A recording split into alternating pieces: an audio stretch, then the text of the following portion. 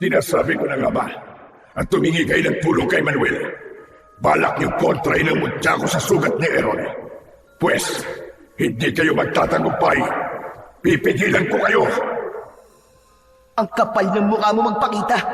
Pagkatapos ng ginawa mo sa akin, ibabalik ko sa iyo ang kasamaan at mutyang pinagmamalaki mo. Ako mismo ang dudurog sa iyo. Halimaw ka! Yun ay kung magtatagumpay kayo sa pagkuha ng mutya ng Ardilia. Pagsisisihan niyong kinalaban niyo ko, ang dapat sa inyo ay mamatay! Ikaw ang dapat na mamatay! Pagsisisihan mo ginamit mo ang katawan ko para pagtaniman ng mutya mo. Aanihin mo ngayon ang lupit ng pag-iiganti ko. Ako magsisilbing banta sa lahi niyo at ako makakakuha sa mutya ng Ardilia. Papatayin kita at uubusin ko mga lahi niyo. Halimaw ka! Magandang araw po sa inyo. Ngayong araw na ito, pakinggan po natin ang isang kakaibang kwento ng buhay at pakikipagsapalaran ng 16 na taong gulang na si Errol. Ang binatilyong nakakuha sa mutya ng Ardilia. Dahil sa kanyang malubhang karamdaman, ay makikilala niya ang isang matandang lalaki at isang engkantadong usa. Ano ang matutuklasan niyang lihim sa kanyang ina? Sa pagtupad niya sa misyon, paano niyang haharaping mag-isa ang pinuno ng mga aswang na taknim? Magagawa kaya niyang magtagumpay sa malaking pagsubok ng kanyang buhay? Ngunit bago po ang lahat mga idol, huwag po nating kalimutan mag-subscribe at i-hit ang notification bell sa aking YouTube channel na Apong Isaak at The Voice Addict para sa mas marami pang makapigil hiningang kwentong aswang at katatakutan mula sa mundo ng kababalaghan. Umpisahan na po natin ang kwento. Ano ba masakit sa'yo, anak? Kanina ka pang namimilipit sa sakit ng tiyan. Ano ba kasing kinain mo? Tay, sobrang sakit po talaga eh. Parang sasabog na po ang tiyan ko sa sobrang sakit. Hindi po sa loob eh, kundi sa malaking sugat ko po sa tiyan. Pakiramdam ko po, may insektong gumagalaw-galaw sa sugat ko. Ay nako, yan ang nga ba sinasabi ko sa iyo, Roy? Kung binabantayan mo na lang sana ang anak mo, kaysa magbuhat sa palengke ng mga isda, di sana alam mo kung anong dahilan kung bakit masakit ang tiyan ng anak natin. Tignan mo nga oh. May sugat na pala siya sa tiyan. Hinintay mo pang lumala. Tigil-tigilan mo ako, Lena. Ikaw ang ina. Dapat ay alam mo nangyayari sa anak mo. Bakit ako sinisisi mo? Hindi porket mas maganda ang trabaho mo sa akin, ay aasta ka na. Parang ikaw lang ang nagpapakain sa pamilya natin. Tay, Nay, wag na po kayo mag-away. Dalhin niyo na lang po ako sa ospital. Talagang masakit na po ang sugat ko sa tiyan eh. Ospital? Pambili nga ng bigas na isasaing natin ngayon wala tayo. Di gumawa ka ng paraan. Mangutang ka kung kinakailangan. Sus naman, Roy. Sino magpapautang sa atin ngayon? Kung bakit naman kasi hindi ka pa humanap ng mas maayos-ayos na trabaho, hindi sana natin kailangan mangutang ng pera. Ay nako, heto na naman tayo. Bakit ba sa tuwing nagkakaproblema tayo sa akin mo lahat itinatambak ang sisi? Aba, Roy, tungkulin mo rin naman na mag-alaga sa anak natin. O baka naman nagsisisi ka na pinakasalan mo ko at tinanggap ang responsibilidad sa amin ng anak ko. Hoy, Lena! Kahit na kailan ay hindi ko pinagsisiyan na makasama kayo sa buhay ko. Si Errol ang pinag-uusapan natin dito, ha? Hindi ang tungkol sa ating dalawa. 16 na taong gulang na yung anak mo. Hindi na yan alagaan. At saan ka ba nagpupunta, ha, Errol? Saan mo ba nakuha ang sugat na yan? Nagsimula lang naman po ito nang iniligtas ko po ang kulay itim na ibon na naipit po sa sanga ng puno ng kahoy. Nang ilagay ko po siya sa damit ko, bigla niya po akong tinuka sa tiyan. Pagkatapos po... Pagkatapos ay ano? Pinabayaan mo. Kaya yan ang nangyari sa'yo. Palibhasa, malang-mala ka dyan sa tatay mo. Mahina ang isip. Hoy, Lena. Ako malapit na ako mapuno sa'yo, ha? Sinasabi ko sa'yo, tatamaan ka na talaga sa akin. Palagi mo na lang ako sinasabihan na walang isip. Bakit? Pinapabayaan ko ba kayo? Ginugutom ko na ba kayo? Oo, hindi mo nga kami ginugutom. Pero kung hindi kita tinulungan sa trabaho mo sa palengke, malamang gutom lang talaga ang mangyayari sa amin ng anak mo. Kulang pa ang sinasahod mo sa pang-araw-araw nating pangangailangan. Pagkatapos, madalas ka pang umuuwi na laseng o di naman kaya ay talo sa sabong. Kaya nga ako napilitang magtrabaho dahil ayaw ko na balang araw mamatay kami ng anak mo sa gutom. Eh bakit? Nagutom na ba kayo? Itinigil ko na ang alak at sabong dahil nagsasawa na ako sa bunganga mo. Tay, Nay, pwede po ba wag na po muna kayo mag-away? Lalo na po sumasakit ang tiyan ko eh. Eh kasi naman itong nanay mo eh. Palagi na lamang ako sinisisi kapag napapahamak ka. Parang wala na akong ginagawang tama sa pamilyang ito. Ayan ka na naman sa linya mong yan. Aba sandali, Errol. Bakit babasa ang damit mo? Ayan o, kitang-kita sa kulay puting damit mong pang itaas. Parang kulay dilaw na malagkit. Yan na nga po sinasabi ko sa inyo, Tay. Nay, parang may kung ano po mga hayop sa loob ng katawan ko. Wala po silang tigil sa paggalaw. Naghihibot po na parang naghahanap po ng malalabasan. Sobrang sakit na po talaga. Kaya nakikiusap po ako sa inyo. Dalhin niyo na po ako sa ospital o kahit sa albularyo lang po. Matagal na po itong sugat ko. Halos 1 buwan na po ito. Ano ka mo? 1 buwan? Diyos ko naman, Errol. Bakit ngayon mo lang sinabi? Pinalala mo pa. Patingin niya ako, anak. Diyos ko po. Saan mo ba nakuha ito? Abay lintik, Roy. Tignan mo sugat ng anak natin sa tiyan. Diyos ko, Errol. Anong klaseng sugat yan? Nagnanaknak na.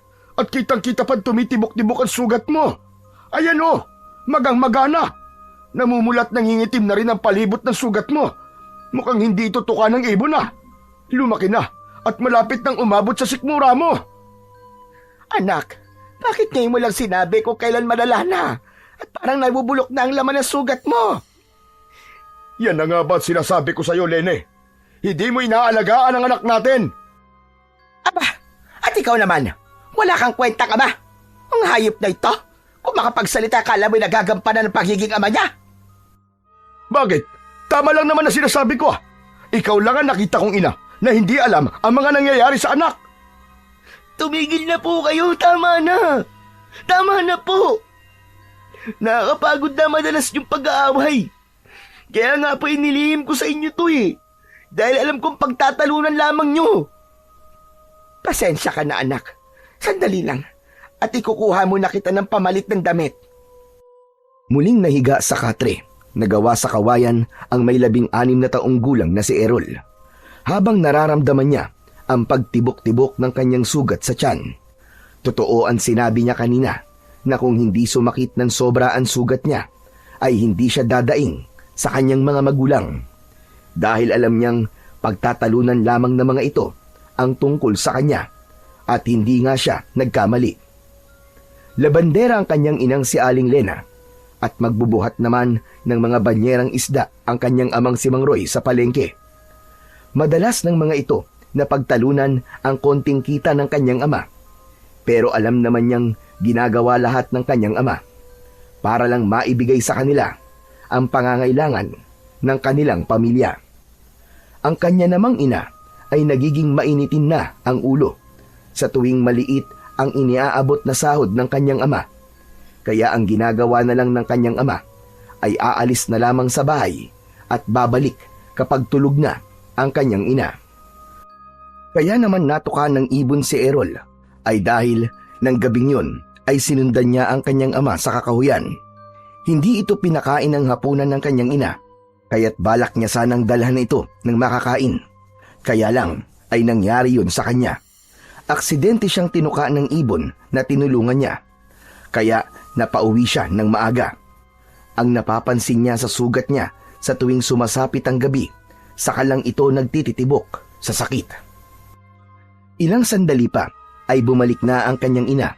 May dala na itong kulay itim na pang itaas na damit, habang ang kanyang ama naman ay tahimik na nakaupo malapit sa bintana habang nakatanaw sa labas. Sige na, Errol anak. Magpalit ka na ng damit. At ikaw naman, Roy. Wala ka bang gagawin? Hindi mo ba dadali ng anak natin kay Lolo Manuel? Ano ka mo? Kay Lolo Manuel? Aba, sa gitnang kakahuyan yun nakatira. Anong masama kung sa gitnang kakahuyan siya nakatira? Saan naman sa ospital? Bakit? May pera ka bang pampa-ospital sa anak natin? Hindi yun ang iniisip ko, kundi ang oras. Madilim na at halos hindi na makita ang daan. Alam mo naman na maraming gumagalang aswang sa baryo natin eh. Anong pipiliin mo? Yung kaduwagan mo sa aswang? O buhay ng anak mo? Magtatalo pa sana ang mag-asawa, pero napako ang tingin ni Mang Roy sa tiyan ng kanyang anak at halos manlaki ang mga mata nito nang makitang parang may nahulog mula sa sugat ni Errol. Napalapit ito sa anak at pinagmasdang mabuti ang sugat niya. Nagtataka naman si Errol at maging siya ay napayuko na rin sa kanyang sugat. Ganun na lamang ang panlalaki ng kanyang mga mata nang makita ang kulay puting mga uod. Malasinulid ang nipis ng katawan nito habang bumabagsak sa kanyang banig na gawa sa abaka. Tay! Tay, ano to? Bakit may uod? Napalapit na rin ng kanyang ina sa tabi ng kanyang ama. Hindi kagad nakapagsalita ang mag-asawa habang nakaawang ang bibig. Hindi makapaniwala ang mga ito na may uod sa sugat ni Errol. Gumapang ang takot sa buong pagkatao ni Errol nang maramdaman ang mga gumagalaw-galaw sa kanyang sugat. Hindi na nga siya nakapagtimpi at napatayo na siya sa kanyang katre. Pilit na pinipispisan ang mga uod sa kanyang sugat. Tay! Nay! Tulungan niyo po ako! Ano po to? Nay! Tay! Halos hindi malaman ang gagawin habang nakatingin pa rin sa kanyang sugat. Si Mang Roy ang nakabawi sa pagkakabigla at kagad itong nagbihis. Kumuha ng itak na nakasabit sa likod ng pinto. Lena, humingi ka ng tulong kay Kapitan. Dadaling ko na si Errol sa albularyong si Lolo Manuel bago tayo pumunta ng ospital kapag nakahiram ka ng pera. Tay, ang sakit na po ng sugat ko! Tulungan niyo ako, Tay! Kaya nga dadali na kita kay Lolo Manuel. Sige na't magbihis ka na para malaman natin kung anong klaseng ang sugat yan. Wala nang inaksayang oras si Mang Roy. Inalalayan nito ang anak palabas ng bahay. Inayos na muna nito ang suot na damit ni Errol, habang si Errol naman ay nanginginig ang tuhod dahil sa takot. Maging siya ay nagulat sa nangyayari sa kanya. Dati naman ay walang mga uod yun at madalas din naman niyang linisan yun ng nilagang dahon ng bayabas. Kaya hindi niya maintindihan kung bakit mas lalong lumalala ang sugat niya sa tiyan. Dahil sa pag-aalala, kitang-kita ni Errol ang pagtakbo ng kanyang ina sa labas ng kanilang bahay. Sumugod ito kahit madilim na ang paligid para humingi ng tulong sa kapitan ng kanilang baryo. Si Mang Roy naman ay dinalaan lahat ng mga bagay na kakailanganin para sa anak. Paglabas nila ng bahay ay nagmamadali na silang maglakad papunta sa kakahuyan. Tanging ang liwanag lang ng sikat ng buwan ang nagsisilbi nilang tanglaw sa daan. Habang naglalakad ay panay rin ang pagdampi ng palad nito sa noo ni Errol. Diyos ko, pagalingin niyo po sugat ng anak ko. Errol anak, sa nakikita ko, hindi na uubos sa mga uod na nalalaglag mula sa sugat mo. May lagnat ka na rin anak. Hindi baling mahirap lang tayo. Huwag ka lang magkakasakit. Lalo pa ngayon na walang-wala tayo na itabing pera. Kaya pasensya ka na anak. Kung hindi kita kagad madadala sa ospital. Di bali, Tay. Mahusay naman po manggagamot si Lolo Manuel eh. Kaya wag na po kayong humingi ng pasensya sa akin. Ako nga po ang dapat na humingi ng tawad sa inyo. Dahil pinag-aalala ko po kayo. Habol ang hininga na tinahak nilang mag-ama ang daan papunta sa bahay ng matanda. Sandali silang nagpahinga sa ugat ng puno ng lukban. Saka lang niya naramdaman ang pag-iinit ng kanyang katawan. Idagdag pa ang mas kumikirot niyang sugat. Tumutulo rin ang malapot niyang laway na hindi naman niya ipinapakita sa kanyang ama para hindi na ito mas mag-alala pa. Maya-maya pa ay nararamdaman niya ang paninigas ng kanyang daliri sa kanyang mga kamay. Nalihim naman niyang hinihilot para maigalaw. Tara na, Errol. Kailangan na nating magmadali. Nang malagyan na ng gamot ang sugat mo. Saka parang kakaiba ang simoy ng hangin sa lugar na ito. Parang may nilalang na nakasunod sa atin dalawa. Tay, pakiramdam niyo lang po yun. Kaya mo pa bang maglakad? Sumasakit pa ba ang sugat mo? Kaya ko pa po maglakad. Kaya lang, masakit na masakit po ang ulo ko. Malayo pa po ba tayo sa bahay ni Lolo Manuel? Tumangulang si Mang Roy bilang tugon sa tanong ni Errol.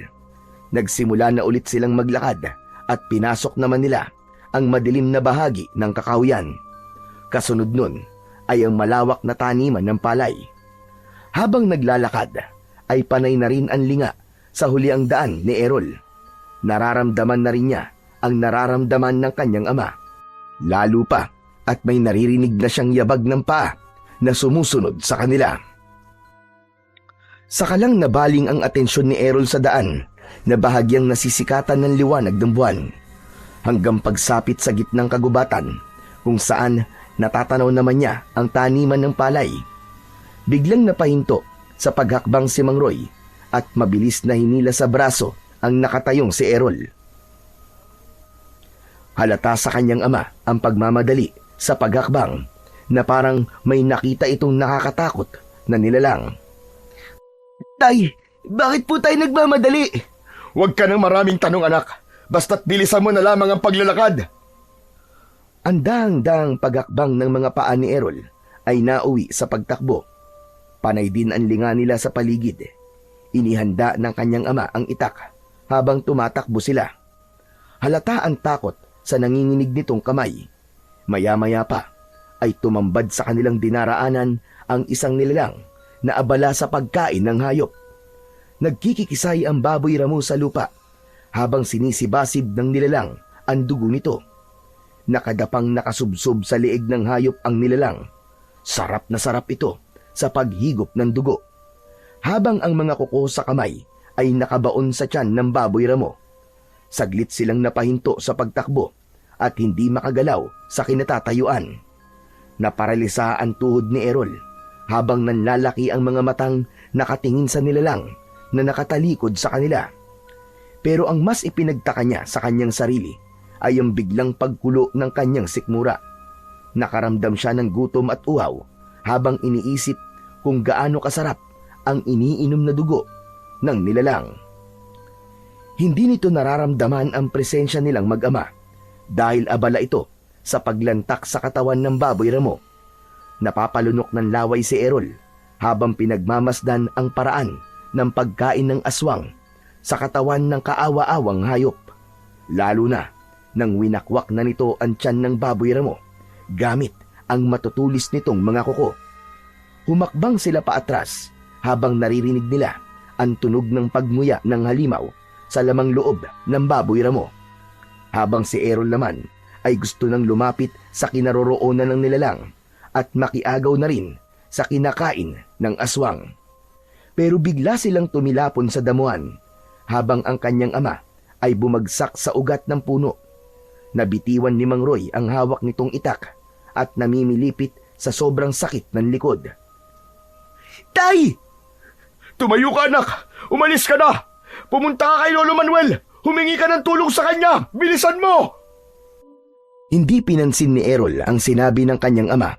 Sa halip ay sinundan niya ng tingin ang nilalang na bagong dating na umatake sa kanila. Halata ang gulat sa mukha ni Errol dahil wala silang naramdamang presensya ng isa pang aswang sa kanilang likuran. Isang nilalang nakahawig ng ibon. Mahaba ang tuka nito habang humahakbang papalapit sa kanya. Muli niyang tinignan ang nakatayo sa unahan ng kanilang dinaraanan. Tumigil na rin sa paglapa sa katawan ng baboy. Tumutulo ang malapot nitong laway. Ang mga mata ay kasing pula ng sariwang dugo na nagre-reflect sa liwanag ng buwan.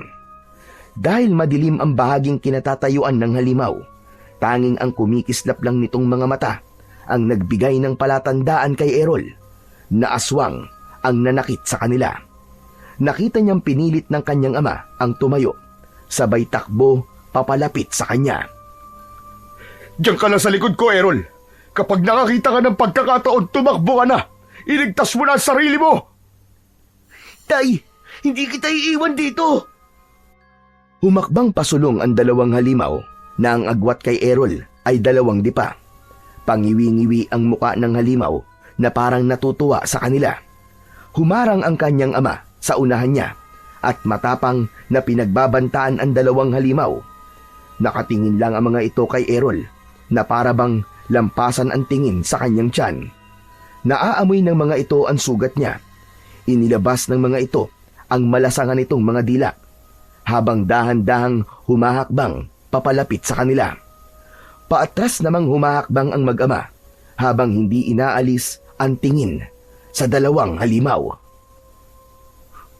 Huwag kayong lalapit, mga hayop kayo. Anak, mauna ka na kay Lolo Manuel. Ako nang bahalang humarap sa mga halimaw na to. Kunin mong itak sa lupa at tumakbo ka ng mabilis. Baybayin mo ang daan sa dulo nito. Nandun ang bahay ni Lolo Manuel. Bilis! Tumakbo ka na, anak! Hindi ko hahayaang makatakas sa batang yan. Siya ang kailangan ko, hindi ikaw. Halika, lumapit ka. Ang kailangan ko lang naman ay ang dugo ng binatilyong yan. Pagkatapos, ay hahayaan ko na kayong umalis. Mamamatay na muna ako bago niyo makuha ang anak ko! Ganun ba? Pagbibigyan kita. Hindi ako magdadalawang isip na paslangin ka. Total, matagal-tagal na rin akong hindi nakakatigim ng sariwang dugo ng matanda. Minsan na tayo nagkaharap at hindi ko hahayaan na pati buhay ng anak ko ay kukunin mo. Kaya kung ayaw mo mamatay, hayop ka. Umalis ka na sa dadaanan namin. Hindi ko alam kung bakit ginugulo mo ang pamilya ko. Habang abala sa pakikipag-usap ang kanyang ama, ay patakbo siyang lumapit sa kinaroroonan ng itak. Mabilis niyang dinampot yun at lumapit sa kanyang ama, habang ang kanyang sugat sa tiyan ay muli na namang sumasakit.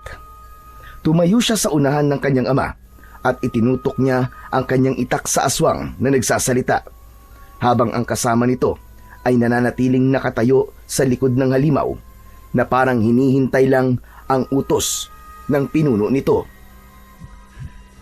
Hindi ka pa rin ba nadadala? Takot na takot ka noon nung una tayo magkita. Kaya huwag ka na magpanggap na matapang.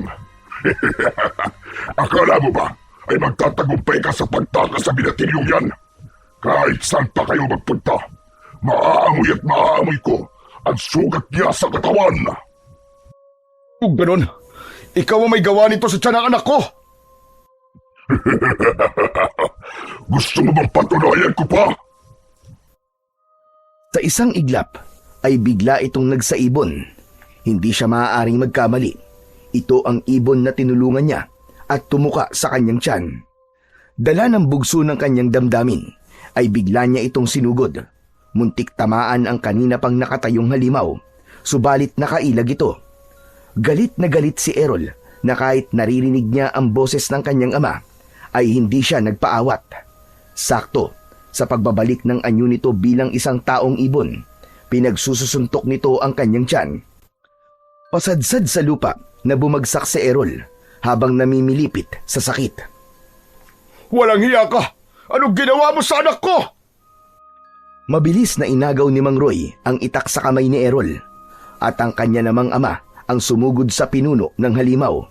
Kitang-kita niya na hinawakan ng nilalang ang kamay ng kanyang ama at sinuntok ito sa sikmura ng 2 beses. Parang binabayo ng maso ang kanyang dibdib dahil sa lubhang pag-aalala. Kaya't pinilit niyang tumayo para tulungan ng kanyang ama. Kaya lang, binuhat ng pinuno si Mang Roy at inihagis sa puno na malapit din sa kanyang kinaroroonan. Hindi nito nabitiwan ang itak. Tay! Mga hayop kayo! Sinaktan niyo ang ama ko! Lumapit siya sa kinatatayuan ng pinuno at sinipa niya ang masailang bahagi ng katawan nito. Hindi ito natinag at sa halip naramdaman niya ang paghawak ng mga kamay ng alagad nito sa kanyang braso. Lumapit ang nilalang sa kanya at inilabas ang malasangan nitong dila. Akma na sanang kakagatin siya nito sa kanyang leeg, ngunit bumagsak naman ito sa lupa. Nakita niyang nataga ito ng kanyang ama sa ulo gamit ang matalas na itak. Hindi ka magtatagumpay. Malapit ko ng putulin ang sungay mo. Makikilala rin kitang halimaw ka. Sunod naman na inatake nito ay ang nilalang na may hawak sa braso ni Errol. Bumitaw ito sa pagkakahawak sa kanya at umaangil na paatras na humahakbang. Sabay atake ni Mang Roy ng taga rito. Tinamaan ito sa leeg, kaya naman bumagsak din ito sa lupa habang hawak ang sugat nito. Natatakot na po ako, Tay. Umalis na po tayo rito. Bakit po ba gusto nila akong makuha? Ang kanasanang tatakbong palayo ang dalawa nang biglang nahawakan sa paa ang kanyang ama. Nakagat ito sa binti. Napasigaw si Mang Roy dahil sa sakit. Pinagtulungan ng mga ito ang kanyang ama. Dahil sa takot at pag-aalala niya para sa kanyang ama, dinampot niyang muli ang kanyang itak at tinaga ang mga ito sa katawan. Dahil sa sakit, ay siya naman ang binalingan ng mga ito. Habang si Mang Roy ay bumagsak sa lupa habang hawak ang binti na nasugatan. Kitang-kita ni Errol na humilom ang sugat ng mga ito sa katawan. Gulat na gulat siya sa kakayahan ng dalawang aswang. Biglang nagbago ang mga anyo nito. Nagsaasong gubat ang mga ito habang umaangil na nakalitaw ang malalagari nitong mga pangil. Mabilis na bumangon si Mang Roy at paika-ika itong tumakbo papalapit sa kanya. Tara na, Errol! Hindi natin sila matatalo! Hindi sila tinatabla ng itak!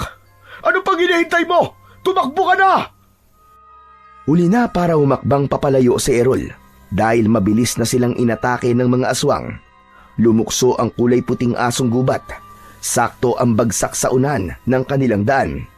Habang ang kanyang ama ay muling tumilapon sa damuhan dahil sinunggaban naman ito ng kulay itim na asong gubat. Nakangisi itong tumingin sa kanya na tila ba siya naman ang isusunod nito sa kanyang ama. Inihagis sa kanya ni Mang Roy ang itak at kinuha niya yon sabay tutok sa mga ito.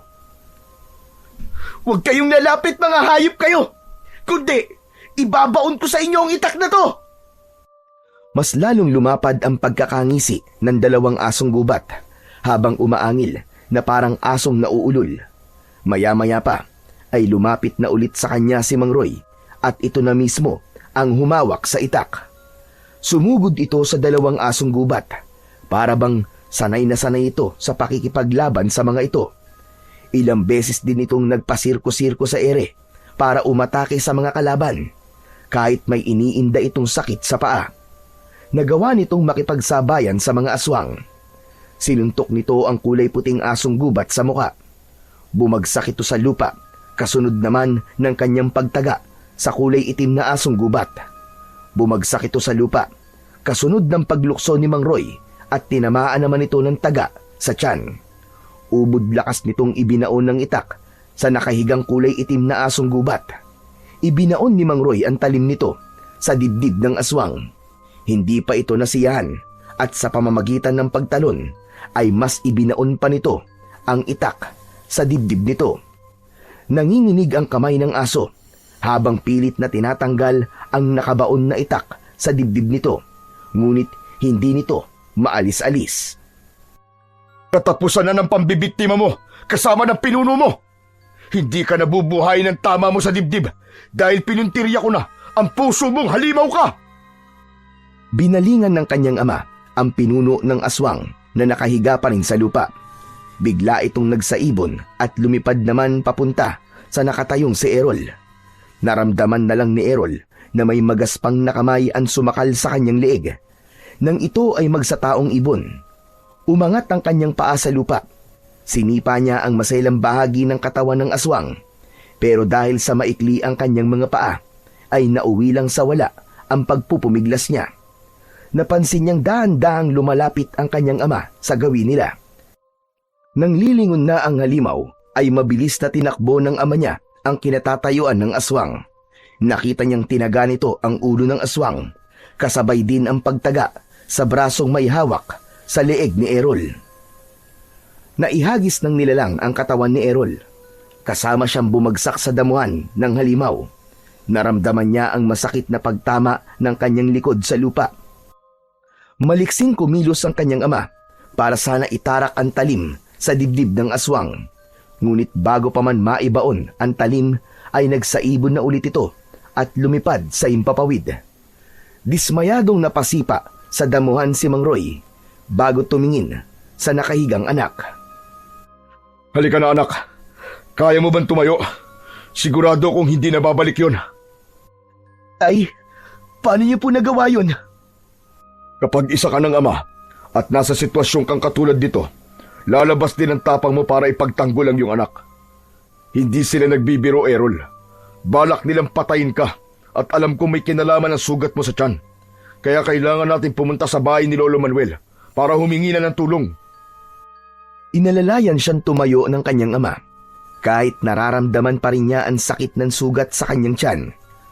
Wala silang imikan habang naglalakad hanggang sa pagtawid sa pilapil ng taniman ng palay. Pagkalipas lamang ng ilang minuto ay narating na nila ang maliit na kubo ng matanda. Nakabukas pa ang ilaw nitong gasera kaya alam niyang gising pa ito. Tao po! Tao po, Lolo Manuel! Si Roy po ito! Tao po! Tulungan niyo po ang anak ko! Nakarinig naman ng mag-ama ng yabag ng paa papalapit sa nakasaradong pinto. Maya-maya pa ay dahan-dahang bumukas ang pinto at sumilip ang matanda. Nagulat ito nang makita sina Mang Roy at Errol. Aba, Roy! Ano't napasugod kayo? May nangyari ba? Tulungan niyo po kami, Lolo Manuel. Gamutin niyo po ang sugat ng anak ko. Aba, sige, pumasok kayo sa loob. Dali! Bilisan nyo! Parang may mabigat na enerhiya bumabalot sa anak mo. Tulungan niyo po siya, Lolo Manuel. Nagmamakaawa po ako. Nilakihan ng matanda ang pagkakabukas ng pinto. At nang makapasok na sila ng kanyang ama, ay sumilip muna ang matanda sa labas ng bahay nito bago tuluyang isinara ang pinto. Ganon din ang nakabukas nitong mga bintana. Kinuha rin ni Lolo Manuel ang nag-iisa nitong gasera at ipinatong yun sa lamesang gawa sa kawayan. Maupo na muna kayo at kukuha lamang ako ng langis. Itinuro ng matanda ang upuan na gawa sa tabla bago ito nagmamadaling pumasok sa loob ng kwarto nito. Pagbalik ni Lolo Manuel ay may dala na itong kulay itim na bote na may lamang langis. Ganon din ang tabako nito at palaspas. Ipinatong yun ng matanda katabi ng gasera. Ano bang mga nangyari sa inyo at may mga sugat kayo sa katawan? Lalo ka na, Roy. Malalim din ang sugat mo sa binti. Bakit kung kailang gabi na saka kayo napasugod dito? Inilihim po kasi sa amin ng anak ko ang tungkol sa sugat niya sa tiyan. At habang papunta po kami rito sa bahay niyo, hinarangan naman po kami sa daan ng 2 aswang. Napatay ko po ang isa, pero ang pinuno po ay nakatakas. Kaya alam kong babalikan po nila kami. Aba, talagang babalikan kayo dahil sa anak mo, Roy. Sa nakikita ko na pagpula ng mga mata ng anak mo, ang sugat sa kanyang tiyan ay hawa ng isang aswang. Kung natagalan pa kayo ng paglapit sa akin, matutulad ang anak mo sa mga aswang na humarang sa inyo sa daan. Tay, ayoko po maging katulad nila. Gamutin niyo na po ako, Lolo Manuel. Nakikiusap po ako sa inyo. Ayaw mo pala maging aswang ka. Bakit ginawa mo ito? Bakit naglihim ka sa mga magulang mo? At kung kailan malala na at hindi mo na kaya ang sakit, ay saka mo lang sinabi sa mga magulang mo. Nako, kayo talaga mga bata kayo. Sarili nyo lang ang iniisip nyo. Pasensya na po, Lolo. Tay, hindi ko po akalaing aabot sa ganito ang ginawa kong paglilihim. Ano po bang dahilan ng pagkakaroon ng sugat ng anak ko, Lolo Manuel? May mga nakita na po kasi akong uod sa sugat niya. Natural na magkaroon lang talaga ng uod ng sugat niya. Dahil ang layunin nito ay unti-unting kainin ang mga laman niya. Tinaniman siya ng mutya ng mga aswang. Kaya hindi siya titigilan ng mga ito hanggat hindi nasisipsip ang dugo niya. Kailangan matanggal ang mutya sa sugat niya para mapigilan ang pagkalat ng hawa ng aswang sa buong katawan niya. Alos pagsakluban ng langit at lupa si Errol nang marinig ang sinabi ng matanda. Biglang nagtaasan ang mga balahibo niya sa katawan at ginapangan ng takot sa kanyang dibdib. Maya-maya pa ay itinaas ng matanda ang kanyang damit at nanlalaki ang mga mata nito nang makita ang malaking sugat sa kanyang tiyan. Dali-dali itong nagdikdik ng palaspas, saka inilagay sa langis na ibinuhos naman sa kanyang sugat. Kasunod ang pagsindi nito ng tabako at binugahan ng usok ang kanyang sugat. Nawala ang sakit ng kanyang sugat at napalitan yon ng ginhawa sa kanyang pakiramdam.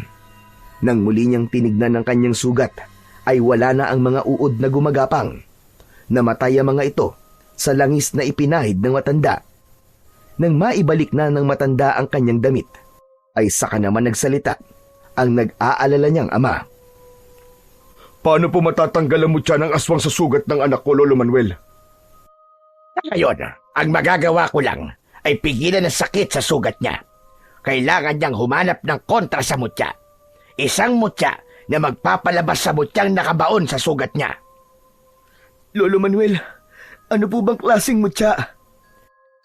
Ang mutya ng squirrel o ardilya. Kailangan mo makahanap ng mutya na kukontra sa mutya ng aswang. Pero, bakit naman nila tinaniman ng mutya ang anak ko? Saka ano po bang klaseng aswang ang mga umatake sa amin kanina? Sila ang mga nilalang na may kakayahang magpalit-palit ng anyo. Pero mas kilala sila sa pagpapalit ng anyo bilang isang kulay itim na ibon. Kung tawagin sila ay mga aswang na taknim o nilalang na mahilig magtanim ng kanilang mutya sa katawan ng biktima. Kailangan nilang balikan ang biktimang napagtaniman ng kanilang mutya upang patayin. Kumakain din sila ng mga hayop na 4 ang paa. Pero, bakit nga po kung tinaniman nila ng mutya, Lolo? Dahil ikaw ang natsyempuhan nila. Yun lang yun. Hindi naman sila namimili ng pagtataniman. Balak nilang hawaan ka ng pagiging aswang nila at pahirapan na rin dahil sa mga pansarili nilang dahilan. Kaya kailangan mo erol ng mutya ng squirrel bago ka pa matutong kumain ng tao o kaya naman ay mapatay nila. Paano po ako makakahanap ng mutya ng squirrel, Lolo? Sa pusod ng gubat ay merong isang pamilya ng mga squirrel o mas kilala sila sa tawag dito sa Palawan na ardilya. Mataas silang tumalon na parang lumilipad at may kakayahang magpalipat-lipat sa katawan ng mga puno. Kaya mahirap silang hulihin. Ang mutya ay hawak mismo ng pinakamatandang ardilya at binabantayan ng mga elementong nakatira sa gubat. Mag-iingat ka sa pagkuha dahil maaari ka mapahamak. Sa sandaling makuha mo na ang mutya, kailangan mo yun lunukin.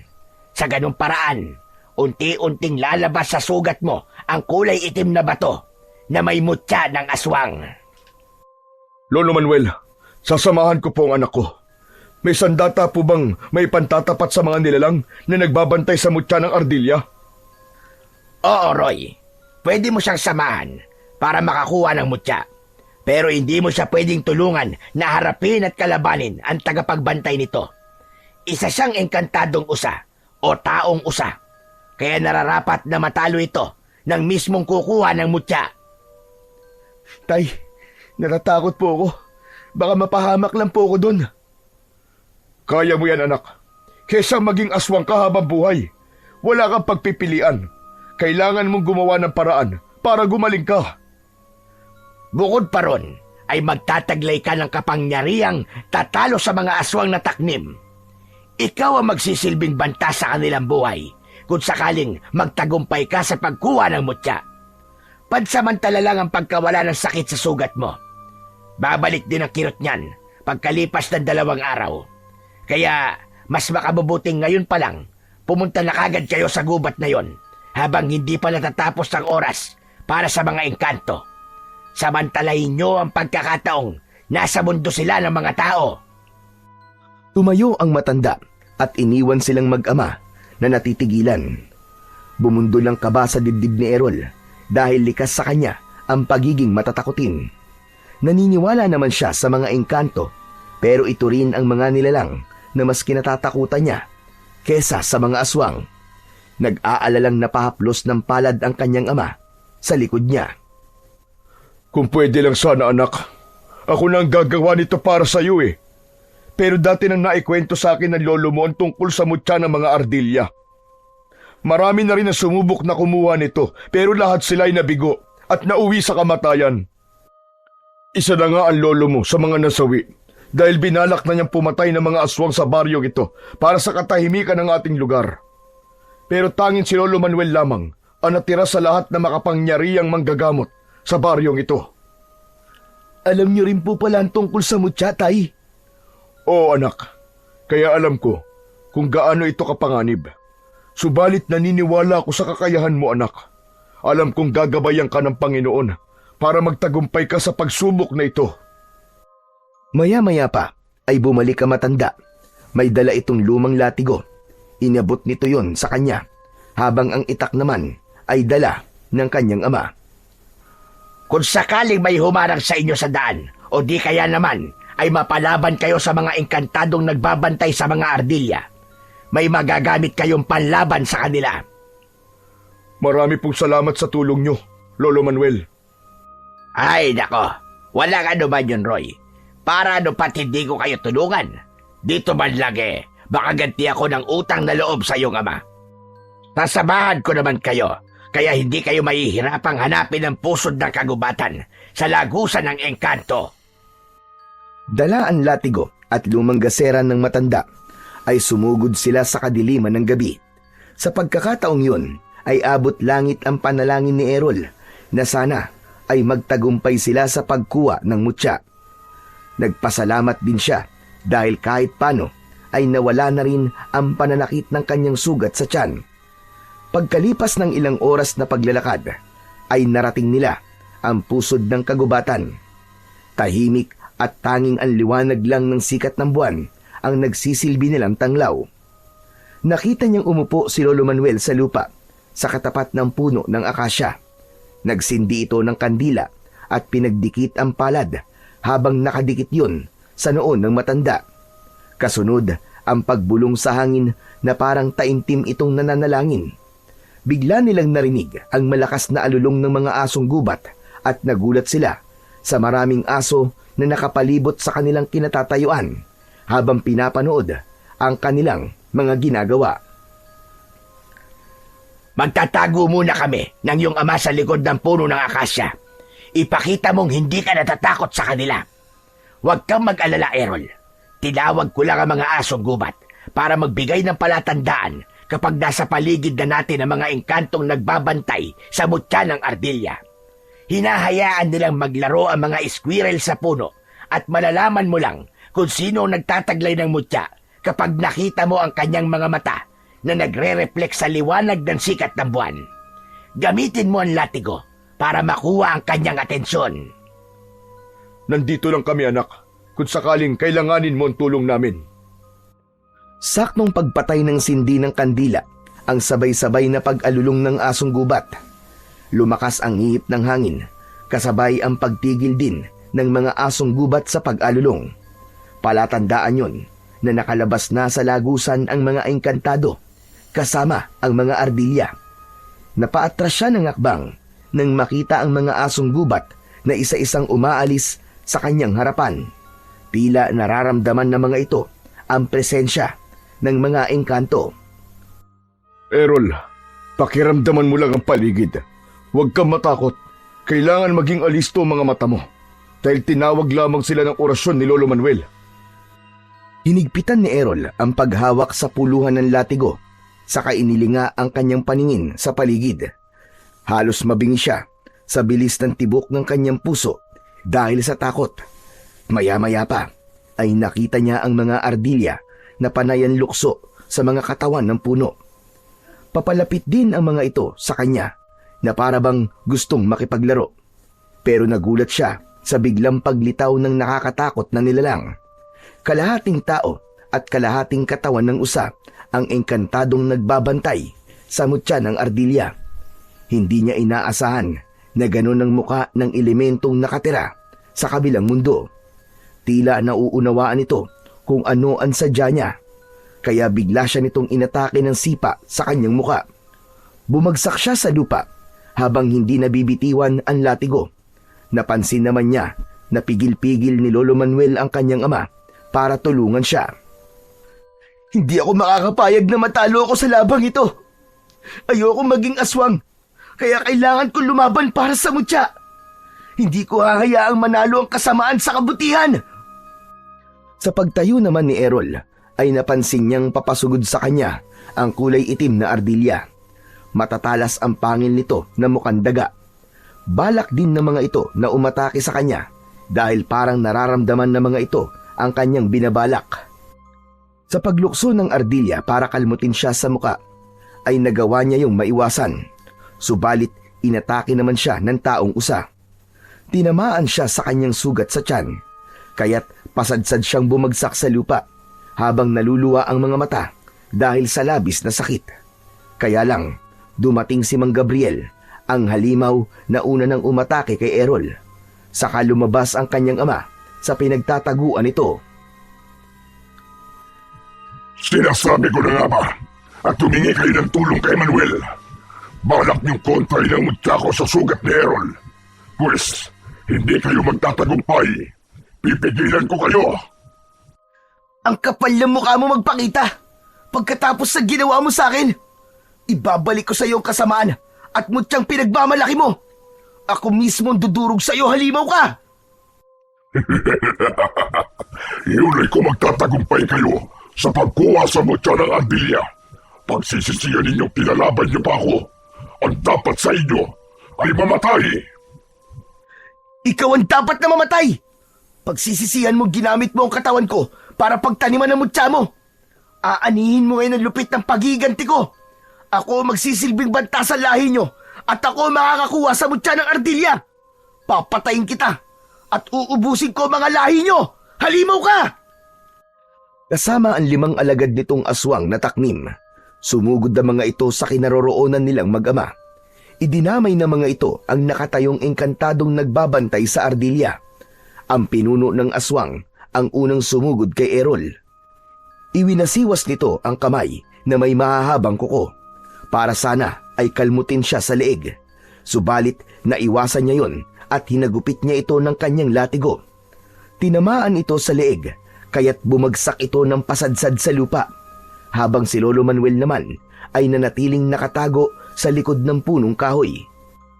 Habang itinuturo sa kanya ang engkantadong abala sa pakikipaglaban sa alagad ni Mang Gabriel, nilapitan niya ito at tinulungan sa pag-atake sa mga alagad ng pinuno ng aswang. Habang ang matandang ardilya naman ay lumukso papunta sa kanyang kinatatayuan, maging ito ay umaatake sa kanya. Hanggang sa lumiwanag ang buong katawan ng engkanto at sa paghuni nito ng malakas, ay sabay-sabay na bumagsak ang mga aswang sa lupa. Tila nabingi ang mga ito at lumabas ang dugo sa mga mata at tenga. Naramdaman ni Errol ang pag-agos ng mainit na likido sa kanyang likod. Hinaplos niya yon.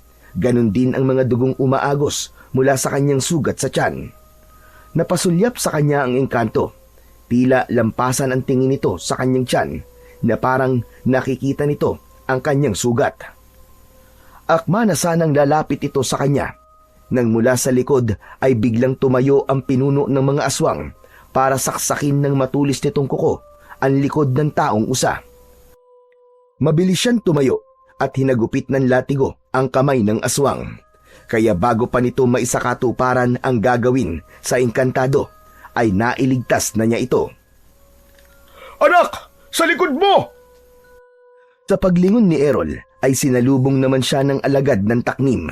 Inatake siya sa kanyang braso para sana ay kagatin. Bumagsak siya sa lupa, pero bago yun, nailigtas din siya ng engkantadong usa. Habang ang pinuno ng aswang ay napupuluputan naman ng kanyang latigo sa kamay. Kaya hindi ito makagalaw habang nakahiga sa lupa. Dala ng matinding galit ni Mang Roy, nilapitan nito ang mga aswang na nakahiga sa lupa at isa-isang pinagtatataga ang mga ito sa leeg, pati sa pagtarak ng talim sa dibdib ng mga ito hanggang sa mamatay. Si Mang Gabriel naman ay kagad na tumakas nang mag-anyo itong isang maliit na ibon. Saka lang lumabas sa pinagtataguan si Lolo Manuel at mabilis na yumuko sa nakatayong taong usa. Ganon din ang ginawa ng kanyang ama. Pero lumapit ang nilalang kay Errol. Hinawakan nito ang kanyang ulo, maging ang kanyang sugat sa tiyan. Pagkatapos ay humuni ito. Lumapit ang matandang Ardilya na may hawak na mutya. Sinabi nito na alam nitong ang kailangan lang niya ay ang mutya na kukontra sa kanyang sugat. Kaya nagulat siya nang ito mismo ang nag-abot sa kanya. Sinabi nitong ipapahiram lang nito ang mutya at kapag naisagawa na niya ang misyon, ay muli niyang ibabalik yon alang-alang sa katahimikan naman ng mundo ng mga engkanto. Kinuha niya ang kulay pulang bato, saka dinala niya sa kanyang bibig at nilunok. Muli niyang kinausap ang taong usa. Maraming salamat po sa tiwala. Makakaasa po kayong gagawin ko po ang misyon ng mutya upang hindi na kumalat ang malaking kaguluhan sa baryo namin. Patawarin niyo po kami kung nagambala namin ang pananahimik niyo. Ngumiti ito na nagpalabas naman ng malalagari nitong mga ngipin. Saka lang niya napansin na kulay berde ang mga mata ng taong usa, maging ang Ardilya na may hawak ng mutya. Sinabi ng engkantado na magtataglay ng lakas, bilis at taas sa pagtalon si Errol. Yun ang epekto ng mutya sa katawan niya, maliban sa pagtanggal ng mutya ng aswang na nakatanim sa kanyang sugat. Bago bumalik ang mga ito sa lagusan, ay hinawakan ng taong usa ang kanyang ulo bilang pagbibigay basbas at pasasalamat nito sa pagkakaligtas niya sa buhay nito. Tumanaw ito ng utang na loob sa kanya. Muntik na siyang makagawa ng masama alang-alang sa kanyang paggaling. Mabuti na lamang at likas sa kanya ang pagiging matulungin sa mga nilalang na kailangan ang tulong niya. At ang mga nangyari naman sa kanya ay isang patunay lang na hindi lahat ng tinutulungan ay mabuting tao. Katulad ng nangyari sa kanya ngayon na pagkatapos niyang tulungan ng ibon, ay siya pa ang inatake nito. Pagkatapos magpaalam ang taong usa, ay naglakad na sila papunta sa bahay ni Lolo Manuel. Masayang masaya ang mga ito sa pagkakaroon niya ng mutya ng Ardilya. Bigla rin luminaw ang kanyang paningin, maging ang kanyang pakiramdam sa paligid. Gumaan din ang kanyang katawan at nawala ang iniinda niyang sakit sa tiyan. Hindi ko alam na magtatagumpay ka sa pagkuha ng mutya ng Ardilya.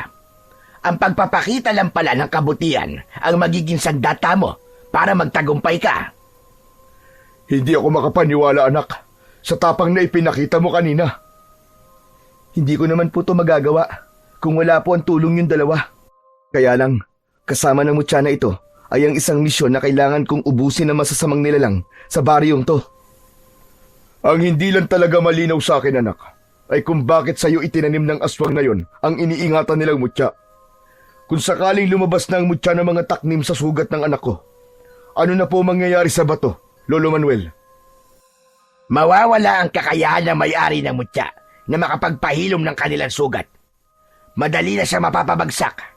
At tungkol naman sa dahilan ng aswang kung bakit si Errol ang pinili, yun ang hindi ko masasagot sa ngayon. Hanggat hindi ako sigurado sa napapansin ko, ay hindi ako maaaring magbigay sa inyo ng mga puna. Sa ngayon, ay kailangan na muna ninyong umuwi sa inyong bahay. Kailangan ng lakas para sa pagtupad mo sa tungkulin bilang isang bagong tagapangalaga ng mutya ng Ardilya. Inihatid muna ng mag-ama si Lolo Manuel sa bahay nito bago sila naglakad pa uwi sa tahanan nila. Ilang oras din ang ginugol nila sa paglalakad bago nakarating sa kanilang bahay. Nadatnan nilang nakatayo ang kanyang ina sa pintuan ng kanilang balkonahe. Pabalik-balik ito sa paglalakad at bakas sa mukha nito ang labis na pag-aalala. Nang makita sila nito, ay tumakbo itong papalapit kay Errol at mahigpit na yumakap sa kanya. Diyos ko! Ang akala ko ay kung ano na nangyari sa inyong dalawa. Bakit ba ang tagal-tagal ninyong umuwi? Kumusta na ang anak natin, Roy? Ligtas na siya. Nalaman kong aswang ang ibon na nanakit sa kanya. Nasa katawan pa rin niya ang mutya ng aswang. Ano ka mo?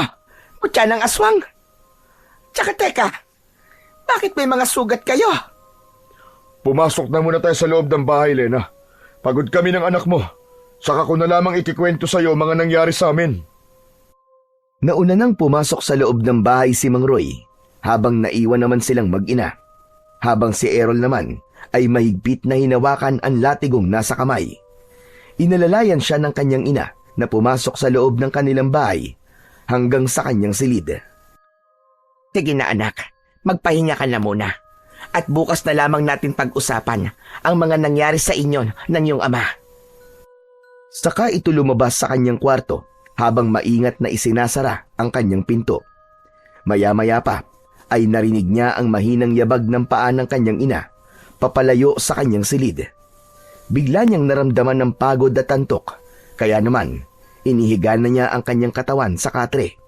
Itinago niya ang latigo sa ilalim ng kanyang unan, saka mariing ipinikit ang kanyang mga mata. Hindi na malayan ni Errol na nakatulog siyang nakalaylay ang kanyang mga paa sa katre. Kinabukasan ay nagising siya sa mahinang boses ng kanyang ina sa labas ng kanyang silid. Tila may kaaway ito sa labas. Dahan-dahang iminulat ni Errol ang kanyang mga mata at nagulat siyang mataas na ang araw nang tumingin siya sa bintana. Bumangon siya sa kanyang higaan at pinakinggan ang boses ng kanyang ina. Sanay na siya sa araw-araw na pag-aaway ng kanyang mga magulang, pero ibang boses ang naririnig niyang kausap ng kanyang ina. Anong ginagawa mo rito?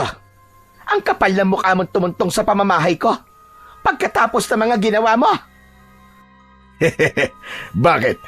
Masama bang bisitahin ang babaeng mahalaga sa buhay ko? Tumigil ka.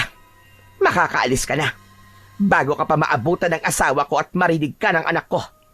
Hindi pa ba sapat sa'yo na sinira mo na ang buhay ko? Pati ba naman kami mag-asawa ay guguluhin mo pa?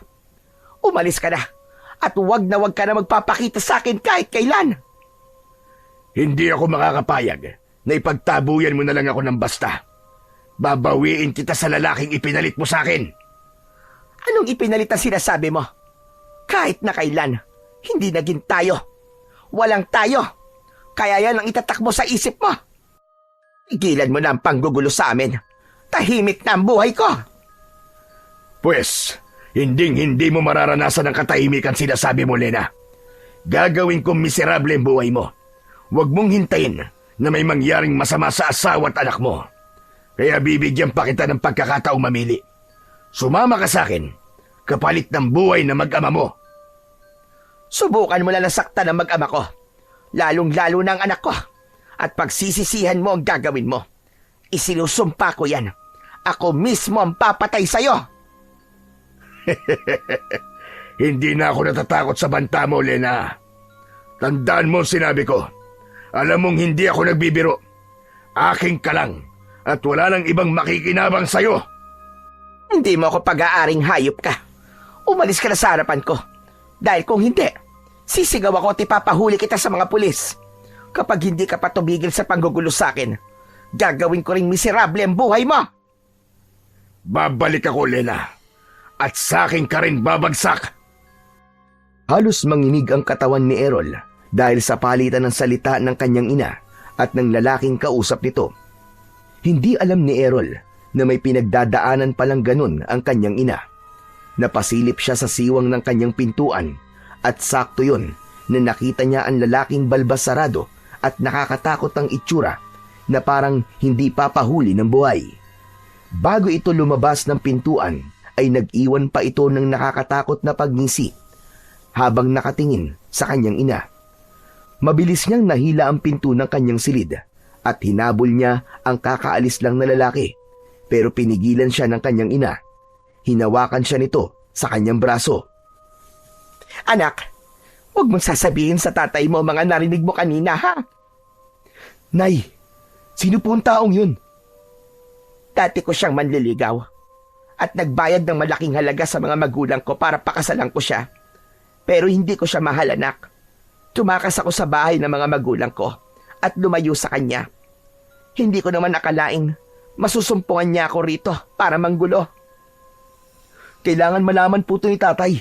Hindi niyo dapat na inililihim to sa kanya. Nagbanta po siya, Nay, at natatakot po ko na baka kung anong gawin niya sa inyo at sa ama ko. Nangihinang napasalampak ng upo ang kanyang ina sa mahabang bangko na gawa sa kahoy. Napapasabunot ito sa buhok habang napapahagulgol ng iyak. Ramdam na ramdam niya ang bigat at takot sa nanginginig nitong boses. Kaya naman, nayakap na lamang niya ito ng mahigpit. Nay, huwag po kayo mag-alala. Nandito lang po ako. Sige, kung ayaw niyo pong sabihin kay tatay ang tungkol sa taong yun, kayo po ang bahala. Pero sana po, Nay, ipagtapat niyo na po kay tatay ang tungkol sa lalaking yun. Buhay na po natin na nakataya rito. Lalo pa, at sa nakikita ko po sa kanyang muka, na hindi po siya nagbibiro sa banta niya na yun. Alam ko, anak. At napatunayan ko na yon. Kaya nga natatakot ako sa gagawin niya. Diyos ko, hindi ko na alam ang gagawin ko, anak. Isang malalim na buntong hininga ang pinakawalan ni Errol bago niya iniwan ang kanyang ina. Buong araw na inabala ni Errol ang kanyang sarili sa pagsasanay ng palihim gamit ang kanyang mutya at latigo. Maya-maya pa ay nakaramdam naman siya ng pananakit ng kanyang sugat. Itinaas niya ang kanyang damit pang itaas at gano'n na lamang ang gulat niya nang bumagsak sa lupa ang kulay itim na bilog na bato. Dinampot niya yon sa lupa at pinagmasdan. Nakakunot ang kanyang noo nang sipatin yon sa sikat ng araw. Bigla niyang naitago ang mutya nang meron siyang narinig na pag-angil ng aso sa kanyang likuran. Kahit may presensya ng araw, ay biglang lumitaw ang 4 na asong gubat na may mapupulang mga mata. Nakatingin ang mga ito sa kamay niyang may tangan ng mutya ng aswang. Tumutulo ang mga laway nito habang nakangising nakalabas ang malalagari nitong mga ngipin. Inilinga niya ang kanyang paningin sa paligid. Napansin niya, siya lang at ang 4 na asong gubat lang ang naroroon at wala ang pinuno ng mga ito. Anong kailangan nyo, ha? Ito ba? Sige, kunin nyo kung kaya nyo. Tamang-tama to. Nagsasanay ako ngayon. Baka kayo ang pagpraktisan ko. Idinaan ni Errol sa pagyayabang upang hindi mahalata ng mga ito na kinakabahan siya ng mga sandaling yun. Lalo pa at malalaki ang kanyang kalaban. Bigla niyang naramdaman ang pag-iinit ng kanyang buong katawan. Saktong pagsugod ng mga ito ang pagtalon niya ng mataas. Hinagupit niya ang kulay itim na asong gubat ng kanyang latigo. Tinamaan ito sa leeg, kaya't bumagsak ito ng pasadsad sa lupa. Habang ang 3 pang kulay itim na asong gubat ay sabay-sabay namang sumugod sa kanyang kinatatayuan. Bigla siyang kumilos ng mabilis. Maging siya ay hindi makapaniwalang naiiwasan niya ang pag-atake ng mga asong gubat. Sinamantala niya ang pagkakataon. Mabilis niyang hinagupit ang mga ito ng kanyang latigo. Tinamaan niya ang 2 asong gubat sa likod at nagulat siya sa biglang paggapang ng sugat nito sa katawan hanggang sa matunaw ito sa lupa na parang nasusunog. Ganon din ang nangyari sa una niyang nakalabang asong gubat hanggang sa isa na lang ang natitira. Ano, ha? Lalaban ka pa ba, asong bangaw? Pagkatapos kong tunawin ng mga kasama mo, bumalik ka na sa kuta nyo at hinahamon ko ang pinuno mo. Hindi ba't ito naman ang gusto niya? Pakisabi sa kanya na nagkamali siya ng pinagtaniman ng mutya dahil ito mismo ang gagamitin ko para mapatay siya. Mahina na ang pinuno mo, kaya kung mahal mo pa ang buhay mo, umalis ka na at magpakalayo-layo. Ipinakita niya ang kanyang galit sa pamamagitan ng paghagupit niya ng latigo sa lupa. Napaatras ang natitirang asong gubat dahil sa takot. Saka ito kumaripas ng takbo papalayo sa kanya, habang bahag ang buntot. Nahabol niya ng tanaw ang papalayong asong gubat at muling sumagi sa isip niya ang ginawa niyang paghahamon sa pinuno ng mga ito. Nakarating yun sa kanyang ama, kaya galit na galit itong pinagsabihan siya. Gabi yun at nadatnan siya nitong naghahanda ng mga sandata para lumaban sa mga aswang. Alam niyang ang kanyang ina ang nagsabi dito sa balak niyang gawin. Pambihira! Talaga ba nagpapakamatay ka na, ha, Errol? Ikaw pa mismo naghamon sa mga aswang na taknim para sa isang labanan na ikaw lang mag-isa ang haharap. Hindi na po ako makapaghintay, tay. Nakalimutan na po ba ninyo na ito po ang misyon ng mutya na nasa katawan ko kapalit po ng paggaling ko? Nasa kamay ko na rin po ang kanilang mutya. Kaya kahit hindi ko po sila hamunin ng away, susugod pa rin po sila rito para kunin sa mga kamay ko ang mutya. Pero kailangan mo pa ng konting panahon para magsanay, anak. Kulang pa ang kakayahan mo para labanan ang pinuno nila. May tiwala po kung hindi po ako pababayaan ng Panginoong Diyos, Tay. Marami na po silang napapatay. Panahon na po para tapusin na ang kanilang kasamaan.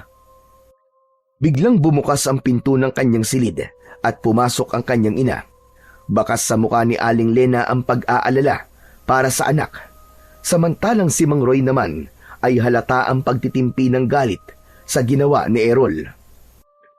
Hindi. Hindi ako makakapayag na gawin mo mag-isa ito. Mapapahamak ka, anak. Meron ba kayong lihim na mag-ama na hindi sinasabi sa akin? Huwag ka na makialam dito, Lena. At bakit hindi ako makikialam, Roy? Dinig na dinig ko sa labas ang pagtatalo niyo mag-ama tungkol sa mutya ng aswang. Roy, umalis na lang tayo rito at kalimutan ninyo ang misyon. Nay, hindi po pwede. Kahit saan po tayo magpunta, masusundan nila tayo at patuloy lamang silang papatay ng mga inosenteng tao. Haharapin ko po ito dahil ito po ang nagligtas sa buhay ko. Hindi po ako natatakot mamatay kung alam ko naman pong nasa panig ako ng kabutihan. Matigas talaga ang ulo mong bata ka. Kapag may naisip ka, yun na talaga ang gagawin mo. Hindi mo man lang iniisip ang mararamdaman naming mga magulang mo. Kung hindi ko naman po ito gagawin, Tay, sila rin po ang susugod dito para patayin tayong lahat. Hindi na natapos ang iba pang sasabihin ni Errol nang bigla niyang naramdaman ang pag-iinit ng kanyang katawan. Indikasyon yun na nasa paligid na ng kanilang bahay ang mga aswang na taknim. Napansin ng kanyang ama ang bigla niyang pagtayo at paglapit sa bintana. Sumunod dito sa kanya at gano'n na lamang ang panlalaki ng mga mata ni Errol nang makita ang pangkat ng mga aswang habang nakatayo sa labas ng kanilang bakuran. Pero ang mas ikinagulat pa ni Errol, ang lalaking nakatayo sa unahan ng mga alagad nito. Hindi siya maaaring magkamali. Ito ang lalaking bumisita at nagbanta pa sa kanyang ina. Nag-aalalang napatingin si Errol sa kinatatayuan ng kanyang ina. Kaya naman, lumapit ito at tumingin din sa mga nilalang na nasa labas. Diyos ko po, si Gabriel! Kailan pa nakarating ang hayop na yan sa baryo natin? Kung ganun po, Tay, kilala niyo po ang taong yan? Oo, anak. At hindi ko akalaing siya pala ang pinuno ng mga aswang. Ang totoo ay nagpunta siya rito at pinagbantaan niya ako, Roy. Patawarin mo ko kung inilihim ko to sa'yo. Hindi ko alam na siya pala ang pinuno ng mga aswang. Huwag kang mag-alala, Lena. Hindi ko hahayaan na magtagumpay ang hayop na yan. Nasaktan tayo. Kaya pala, ganun na lamang ang galit niya sa akin. Ilabas niyo na ang hambog na batang yan. Pinatay niya ang mga alagad ko. Ngayon naman, hinahamon niya ako. Ako na mismo lumapit sa inyo. Pagmasdan mo, Lena, ang gagawin ko sa pinagmamalaki mong pamilya. Hindi ka magtatagumpay, hayop ka! Pinasahan mo ako ng mutya. Ngayon naman, bawiin niyo sa akin kung kaya mo! Anak, huwag mong gawin ito. Tumakas na tayo. Sa palagay ko, ay tama ang anak mo, Lena. Walang mangyayari kung patuloy tayong tatakas para lumayo sa kanya. Lalaban na kami ng anak mo. Yun na lang ang tanging paraan. Roy, nakikiusap ako. Umalis na tayo. Tumakas na lang tayo at magpakalayo-layo. Alam mo kung ano ang dahilan. Ayokong dumating ang oras na pareho natin pagsisihan ito. Tumigil na po kayo, Nay. Nakapagpasya na po kami ni Tatay. Ito na po ang tamang pagkakataon para maisagawa ang misyon. Hindi na hinintay ni Errol na pigilan pa siya ng kanyang ina. Mabilis siyang lumukso sa bintana at hinarap ang mga nakatayong aswang na taknim. Paglapat ng kanyang paa sa lupa at paglatag niya ng kanyang latigo ay kitang-kita niya kung paanong nagbago ang anyo ni Mang Gabriel. Naging isang ibon ito at agad na lumipad para atakihin sila. Hinagupit niya ito sa ere, subalit bigla siyang bumagsak sa lupa nang atakihin siya ng 2 kulay puting asong gubat.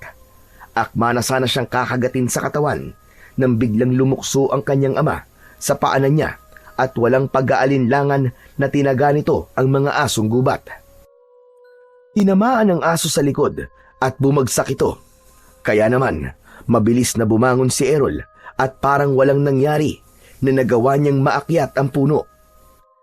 Pinilit niyang abutin ang lumilipad na ibon na si Mang Gabriel. Mabilis nitong naiiwasan ang mga paghagupit niya ng latigo hanggang sa bumaba ito sa lupa at nagbalik sa anyo ng pagiging tao. Ibalik mo sa akin ang mutya ko! Bakit?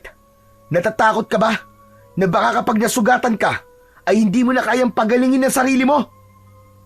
Ibalik mo sa akin ang mutya kung ayaw mong patayin ko sa harapan mo ang ama mo! Anong ginawa sa'yo ng nanay kong masama at kailangan mo siyang pagbantaan? Narinig kitang kausap siya at sa tono ng pananalita mo, para kang hindi lalaki. Para kang bata na nagbabanta sa kalaro nito. Tama na! Tumigil ka na! Wala kang alam. Kapag nagkaroon ako ng pagkakataon, pagpipira-pirasuhin ko ang katawan mo at ipapakain kita sa mga alagad ko! Ginagawa yan, hindi sinasabi. Bakit hindi ka lumapit? Agawin mo sa mga kamay ko, mutya. Akala mo ba natatakot pa ako sa'yo? Ikaw ang dapat na matakot sa akin ngayon.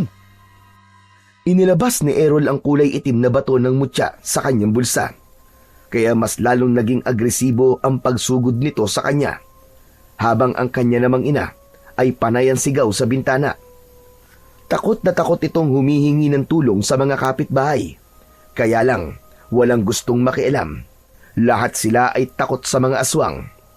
Naramdaman ni Errol ang pagtama ng kamao ni Mang Gabriel sa kanyang muka. Ngunit hindi siya natinag. Sa halip, mataas siyang tumalon at hinagupit niya ng latigo ang ulo nito. Pagbagsak niya sa lupa, ay natumba rin ito sa lupa habang namimilipit sa sakit. Nasugatan ito sa ulo, kaya hindi kagad ito nakabangon. Akma na sanang lalapitan niya ito, pero nakita niya ang kanyang ama na pinagtutulungan ng mga asong gubat. Kaya't lumapit siya sa mga ito at pinaghahagupit niya yon ng kanyang latigo. Bumagsak ang mga kalaban sa lupa. Sa kanya inalalayang tumayo si Mang Roy at dinala sa ligtas na lugar. Ang mga asong gubat ay unti-unting bumalik sa pagiging tao. Nilapitan ni Errol ang isang lalaking may sugat sa dibdib dahil sa tama ng itak ng kanyang ama. Pagmasdan mo kung anong gagawin ko sa mga tauhan mo, Mang Gabriel. Pakinggan mo ang kanilang pagsigaw. Dinukot ng daliri ni Errol ang dating sugat sa dibdib ng aswang, kaya't napasigaw ito sa sobrang sakit, habang nakahiga pa rin ang pinuno ng aswang. Mabilis itong tumayo at sumugod kay Errol. Galit na galit itong lumapit sabay atake gamit ang matutulis nitong mga kuko. Kaya lang, biglang lumiwanag ang buong katawan ni Errol. Epekto yon ng kanyang mutya sa katawan. Nasilaw ito sa liwanag, kaya't napataklob ito ng mga mata. Sinamantala niya ang pagkakataon na yon. Paulit-ulit niya itong inundayan ng suntok sa tiyan hanggang sa muli itong natumba, pasadsad sa lupa. Errol anak, tama na yan. Huwag kayong magpatayan. Bakit niyo po ba ako pinipigilan, Nay? Muntik na po niya akong patayin. Inilipat din niya sa akin ang mutya niya. Tapos sasabihin niyo huwag ko siyang patayin. Ang dapat po sa kanya ay burahin na sa mundo. Malakas lang ang loob mo dahil nasa katawan mo mutya ng ardilya. Babawiin ko yan at papatayin kita sa harapan ng nanay mo. Dala ng takot ay dali-daling bumaba ng hagdan ang kanyang ina at lumapit sa kanilang dalawa. Habang si Mang Roy naman ay nakasandal sa dingding ng bahay nila. Tumutulo ang dugo nito sa lupa habang tinatakluban ng palad ang sugat nito sa dibdib. Dahil sa nakita ay mas lalong bumugso ang galit niya sa dibdib. Nakita niyo po bang ginawa niya sa tatay ko, Nay? Umalis na kayo rito! Huwag niyo akong pigilan! Sinamantala ni Mang Gabriel ang pagkakataon at patakbo itong sumugod kay Errol. Nakalitaw ang pangil nito. Nakakagatin sana sa leeg ang binatilyo. Subalit malakas na sumigaw si Aling Lena. Wag! Wag, Gabriel! Wag mong saktan ang anak mo! Huminto sa pagtakbo si Mang Gabriel at nakakunot ang noo na napatingin sa muka ni Aling Lena, habang si Errol naman ay nakaawang ang bibig na hinintay ang iba pang sasabihin ng kanyang ina. Nakikiusap ako, Gabriel. Itigil mo na ito. Hindi na ako babalik sa'yo. Hindi ikaw ang mahal ko. Huwag mong saktan ang anak ko. Hindi pa ba sapat sa'yo na sinira mo ang buhay ko? Teka, Lena. Paanong nangyaring anak ko siya? Sumagot ka. Nagbunga ang kahayupan mo sa akin. Nagbunga ang pang-aabuso mo ng gabing yon. At si Roy ang sumalo sa kahihiyan at responsibilidad mo bilang isang ama. Lumayo na ako dahil gusto kong lumayo sa kasamaan mo. Pagkatapos, natuntun mo kami para lang muling guluhin ang buhay ko. Hindi.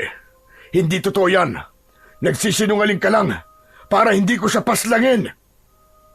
Pagmasdan mo ang kanyang mga mata, ang kanyang labi. Sinong nakikita mo? Sumagot ka! Hindi ka ba nagtataka na mabilis mong naitanim sa kanyang mutya mo bilang aswang? Dahil kadugo mo siya. Anak mo siya, Gabriel. Sariling dugot laman. Hindi! Hindi, Nay! Hindi ko siya ama! Wala akong dugong aswang! Hindi ka nahahawaan ng pagiging aswang, anak. Dahil likas na sa dugo mo ang pagdaloy ng pagiging aswang mula sa iyong ama. Pero iba ka sa kanya, anak. Dahil lumaki kang mabuting tao, pinalaki ka ng iyong ama na may mabuting puso. Pero siya, sagad sa impyerno ang kasamaan niya. Nagmahal lang ako, Lena. Kaya ko yun nagawa sa'yo. Kaya ako naging masama. Pero hindi ko kayang patayin ang sarili kong anak. Sinabi ko naman sa iyo, di ba? Pagsisisihan mo ito kung napatay mo ang iyong anak. Subalit huli na ang lahat para itama ang pagkakamali. Dahil may paniniwala ang mga aswang na taknim na kung sino man ang tataniman ng mutya ng aswang ay kailangan mamatay sa kamay nila at maiinom ang sariwa nitong dugo. Tumayo ang mga aswang na nakahandusay sa lupa. Ganon din ang iba pang nagtatagong aswang sa likod ng mga puno. Napaatras si Errol sa dami ng aswang na lumitaw sa kanilang harapan. Nay, alalayan niyo po si tatay papasok sa bahay natin. Ako po ang haharap sa kanila. At hindi ko patatawarin ang pinuno nila. Kahit siya pa ang tunay kong ama. Anak, wag. Nakikiusap ako. Huwag niyo na po akong pigilan, Nay. Ginahasa lamang kayo ng demonyong yan. Kaya naging anak niyo ako. Pero kailanman ay hindi ko siya matatanggap na ama. Ang dapat sa kanya ay magdusa at mamatay. Mag-iingat ka, anak. Hindi kita pipigilan sa desisyon mo. Dahil kahit ako nasa katayuan mo, papatayin ko ang demonyong yan dahil sa pagsira niya sa buhay ni Lena. Tumigil na kayo, parang awa niyo na. Huwag kayong magpatalo sa tawag ng galit sa dibdib niyo. Errol, anak, huwag mo itong gawin kung ayaw mo magsisi sa huli. Tama na. Alam kong walang kapatawaran ang ginawa ko. At hindi ko sinasadya yun, anak. Patawarin mo ko. Hindi ko alam na anak kita. Hindi mo ako anak, demonyo ka. At lalong hindi kita ama. Hinintay ni Errol na pumasok ang kanyang ama sa loob ng kanilang bahay. Bago niya hinarap ang mga aswang, siya ang unang lumapit sa asong gubat na nakatayo sa likuran ng kanyang ama. Pasugod ang mga ito para umatake sa kanya. Sa paghagupit niya ng kanyang latigo ay nagulat siya sa pagbabago ng kanyang anyo. Tinubuan siya ng mga balahibo sa kanyang katawan hanggang sa magmukha na siyang ardilya o squirrel. Kaagad siyang lumukso sa katawan ng puno. Sabay talon siya sa mga kalaban sa likod ng kanyang ama. Pero sadyang may angking bilis ang kalaban. Nagawa nitong mailagan ng unang pag-atake niya. Sinakmal siya ng kulay itim na asong gubat sa kanyang braso. Katindi ng kagat nito sa kanyang braso ay ramdam na ramdam niya ang malakas na pagsipsip nito sa kanyang dugo.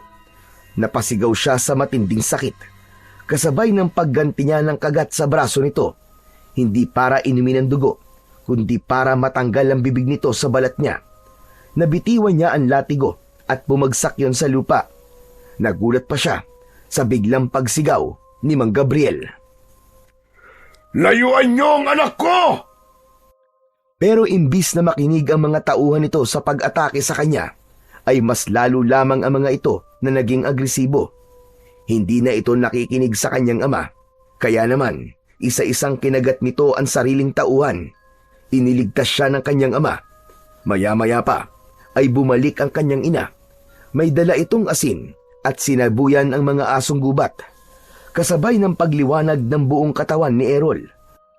Napaso ang mga aswang sa kanyang liwanag, kasama ang kanyang ama na bumagsak sa lupa.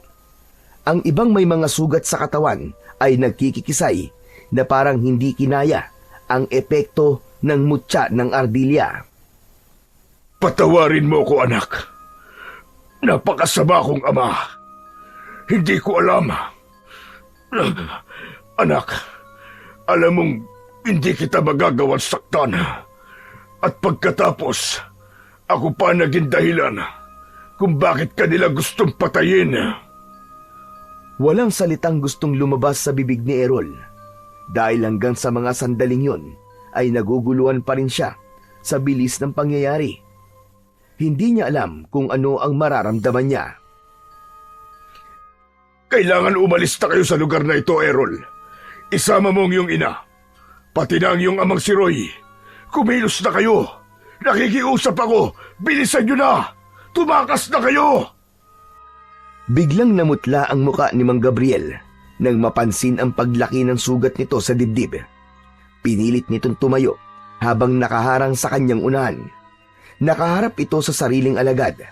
Parang may kirot sa kanyang puso nang maintindihan niya kung ano ang ibig nitong sabihin. Parang alam niya ang gagawin nito. Bilisan niyo! Marami pa silang paparating para bawiin ang mutya. Patawarin mo ko, anak, sa mga nagawa ko. Sa pagkakataong yun ay biglang tumulo ang kanyang luha mula sa kanyang mga mata. Hindi niya alam na may pagbabago pa pala sa isang uri ng aswang na katulad ng kanyang ama. At kahit hindi ito tumitingin sa kanya, alam niyang pumapatak ang luha nito sa mga mata habang nakatayo at nakatingin sa madilim na bahagi ng kakahuyan. Tay, pwede ko ba kayong mayakap? Natigilan si Mang Gabriel. Mabilis itong humarap sa kanya at iniilang hakbang lang ang mga paa na napayakap sa kanya. Humagulgol ito ng iyak habang nagpapasalamat at humihingi pa rin ng tawad. Mahigpit yun na parang yun na ang huli nilang pagkikita. Nang bumitaw ito sa kanya at akma ng tatalikod, inabot niya rito ang mutya. Tay, sa tingin ko po ay mas kakailanganin niyo to. Tara na po, sumama na po kayo sa amin. Huwag na ninyo akong intindihin. Anak, patawarin mo si tatay, ha? Nagpatalo ko sa tukso ng kamunduan. Kaya imbis na humingi ng tawad sa iyong ina, ay ginulo ko pa siya. Pangako, babawi ako sa inyo. At ikaw na ang bahalang humingi ng tawad kay Roy at sa nanay mo. Huwag mong sabihin yan, Gabriel. Matagal na kitang napatawad. At huwag mong iiwan ang anak mo. Kailangan ka pa niya. Hindi ka mamamatay. Lena, sa dami na nagawa kong kasalanan, wala nang puwang para sa akin ang mabuhay sa mundong ito. Huwag mong sabihin yan. Sumama ka na sa amin. Mukhang huli na ang lahat para tumakas, Lena. Nandito na ang mga kauri ko. Sinundan ni Errol ng tingin ng kanyang ama sa likod ni Aling Lena. Isa-isang nagsilabasan mula sa kakahuyan ang mga nilalang na may nakakatakot na itsura. Para itong mga aso na ikinakaskas pa ang kaliwang paa habang nakangising nakatitig sa kanila. Huwag kayong mag-alala. Ako ang harap sa kanila. Nakikiusap ako. Sige na, tumakas na kayo rito. Magsasalita pa sana si Errol para pigilan ng ama, pero sumugod na ito sa mga halimaw na nakatayo sa harapan nila habang paika-ika sa paglalakad. Tay! Bumalik ka! Huwag mo tong gawin! Nakikiusap ako, Tay! Pagkasabi nun ni Errol, ay biglang nagpalit ng anyo si Mang Gabriel bilang isang nakakatakot na aswang. Sabay lingon sa kanyang anak. Anak, Lena, Roy, patawarin niyo ako sa mga nagawa ko sa inyo. Kitang-kita ni Errol kung paanong nakipagpambuno ang ama sa mga halimaw. Nang una ay akala ng mga kalaban ay kakampi pa ito, pero gumawa ng hakbang ang kanyang ama para pigilan ito. Kinagat nito ang sariling alagad. Hindi ko maaaring pabayaan si Tatay, Nay! Pumasok kayo sa loob ng kubo! Samahan niyo po si Tatay! Walang mangyayaring masama sa amin ni Tatay Gabriel! Ngunit paano ka, anak? Ililigtas ko po si Tatay. Kahit na anong mangyari, ama ko pa rin siya kahit pagbali-baliktarin man ang mundo. Ibubuwis niya ang kanyang buhay para sa atin. Sapat na pong patunay yun na totoo ang paghingi niya ng tawad. Patakbong sumugod si Errol papunta sa mga nagkakagulong mga asong gubat. Bawat hagupit niya ng kanyang latigo sa mga ito ay isa-isang bumabagsak ang mga kalaban sa lupa, habang ang kanyang ama naman ay mahusay rin na nakikipaglaban sa sarili nitong mga alagad. Magkakasunod na paggagupit ng kanyang latigo ang ginawa niya sa mga nilalang na umaatake sa kanila. Lahat ng tamaan ng kanyang sandata ay bumubula ang bibig na parang nalalason at natutunaw na parang nauupos na kandila. Dala ng matinding emosyon ay isa-isang nilalapitan ni Errol ang mga nakabulagtang katawan ng mga halimaw. Pinagsasasaksak pa niya sa katawan gamit ang kanyang matutulis na kuko. Tuluyan na ngang naging isang ganap na aswang si Errol. Nagmistula siyang taong ardilya sa kanyang anyo dahil sa mutya. Bawat pag-atake niya ay tinutulungan siya ng kanyang ama. Sakto naman ang pagdating ni Lolo Manuel. Kasama nito ang kanyang amang si Mang Roy at ang kanyang inang si Aling Lena. Bigla din nilang narinig ang pagsigaw ng mga taong bayan na may mga dalang mga kahoy at ang iba naman ay may dalang mga itak. Sinugod na mga ito ang mga aswang na taknim. Mabuti na lamang at nagawa nilang makabalik sa dati nilang anyo bago pa man makita sila ng taong bayan. Tatay Gabriel, maraming salamat po sa tulong niyo. Ako ang dapat na magpasalamat sa iyo, anak. Tinulungan mo ko magbago. Kailangan ko nang umalis. Babalik na ako sa lugar namin ng nanay mo. Gabriel, maraming salamat. Maraming salamat sa iyo. Ako ang dapat na magpasalamat sa iyo, Lena. Lalong-lalo na sa iyo, Roy.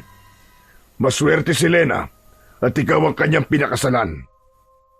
At ikaw naman, Errol, ipagpatuloy mo lang ang pagtulong sa iyo, kapwa. Sana'y palagi mong tatandaan na kahit wala ako sa tabi mo, mananatili kang laman ng puso ko. Salamat sa pagtanggap sa akin bilang ama mo. Paalam.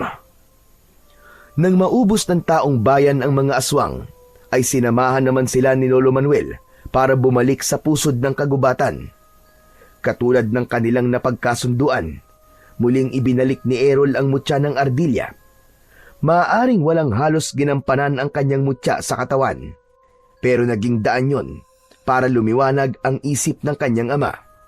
Nakamit nito ang kapatawaran at nagawang itama ang pagkakamaling nagawa sa kanilang mag-ina. Masayang tinanggap ng taong usa ang kanyang mutya.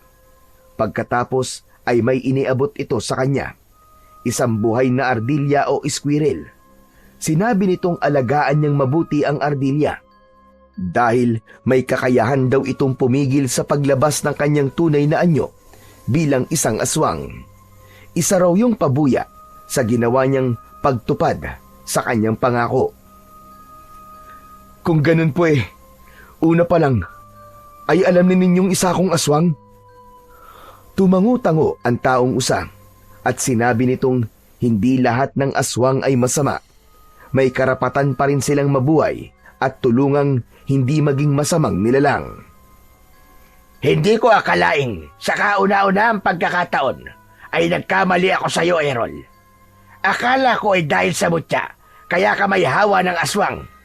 Yung pala ay talagang nananalaytay sa mga ugat mo, ang pagiging aswang.